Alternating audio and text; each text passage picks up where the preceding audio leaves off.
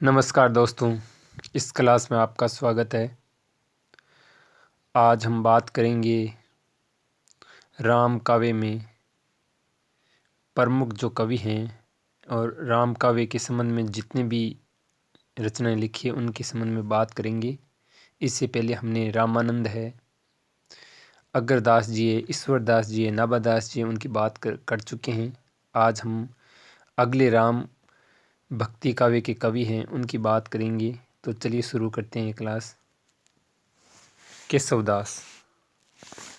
केशवदास जी वैसे रीतिकाल में भी आते हैं, लेकिन उन्होंने एक रचना है वो राम काव्य पर लिखी है, रामचंद्रिका।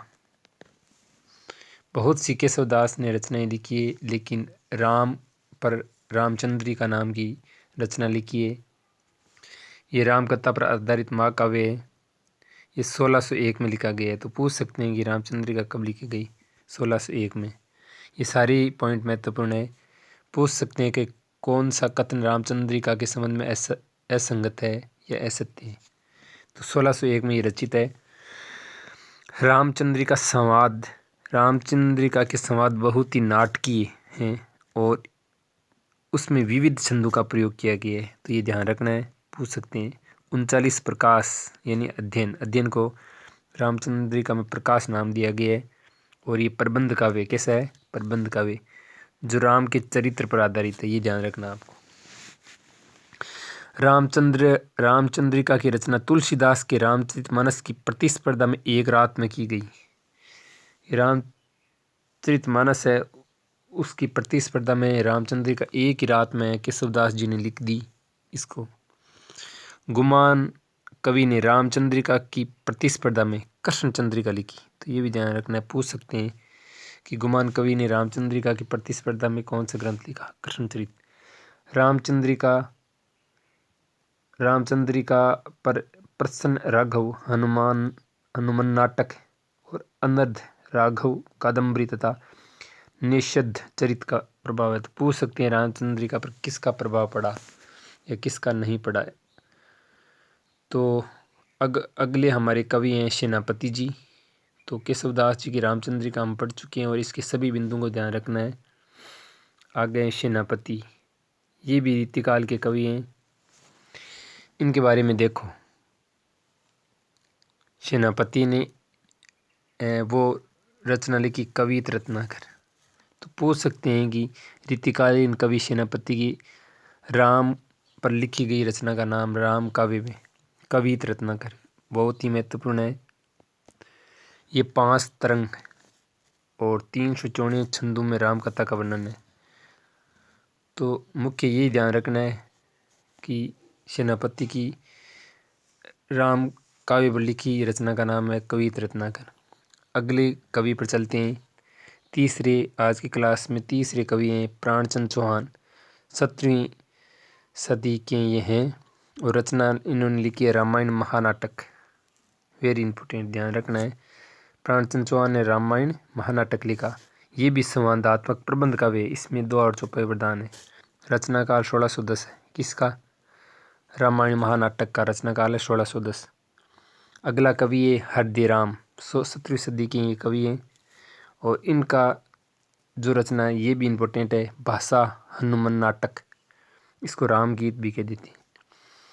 तो इनको आपको हल्के में नहीं लेना है। ये पहले की परीक्षा में पूछे गए, फिर पूछे जा सकते हैं। रचना काल है 1613। ये संस्कृत हनुमान नाटक का इस पर प्रभाव है। लालदास अवध विलास, ये भी काफ़ी इम्पोर्टेंट है, काफ़ी बार पूछी गई है। अवध विलास किसकी रचना है? लालदास की। माधवदास चारण है, इन्होंने 2 रचनाएं लिखी, एक तो गुणराम रासो और दूसरा अध्यात्म रामायण। इस पर भी संस्कृत के अध्यात्म रामायण का प्रभाव है। तो अब तक आपने जो भी पढ़ा है वो बहुत ही महत्वपूर्ण है।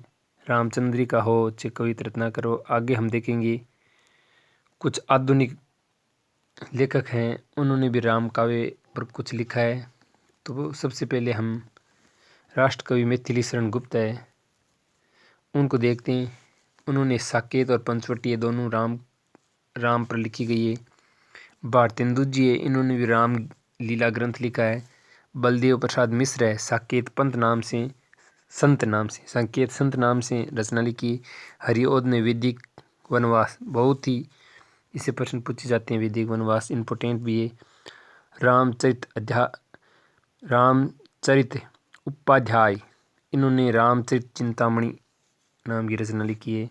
और अन्य रचना राम प्रिय शरणदास ने सीतायन 1703 में लिखी है।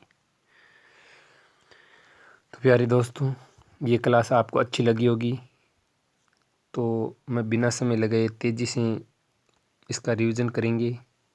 तो चलिए शुरू करते हैं। केशवदास की रचना रामचंद्र का ये ध्यान रखना है। इसके अलावा इसका रचना काल संवाद नाटकीय है, ये ध्यान रखना है। प्रकाश कितने, ये ध्यान रखना है। प्रतिस्पर्धा में लिखी गई, ये रामचंद्र का ये ध्यान रखना है। और किन का प्रभाव पड़ा, ये ध्यान रखना है। आगे देखिए, सेनापति की रचना है कवित रत्नाकर, ये भी राम काव्य पर है। 5 तरंग है, 394 छंद है। प्राणचंद चौहान की रचना है रामायण महानाटक, ये ध्यान रखना है। हृदय राम की भाषा हनुमान नाटक, इसको रामवीर की कहते हैं। लालदास के अवध विलास, ये ध्यान रखना है। माधवदास की गुण राम रासो अध्यात्म रामायण, ये ध्यान रखना है।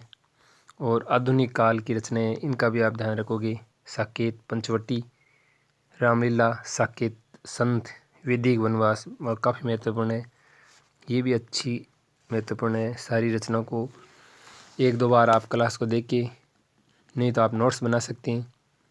तो प्यारे दोस्तों, अगर क्लास अच्छी लगी है तो आप इस चैनल को सब्सक्राइब करिए। आगे भी मैं अपनी क्लास इसी तरह लेकर आता रहूँगा। अगर आप सब्सक्राइब करोगे तो आपको नोटिफिकेशन मिल जाएगा। अगली क्लास का आप इंतज़ार करिए, मैं जल्दी नई क्लास लेकर आने वाला हूँ।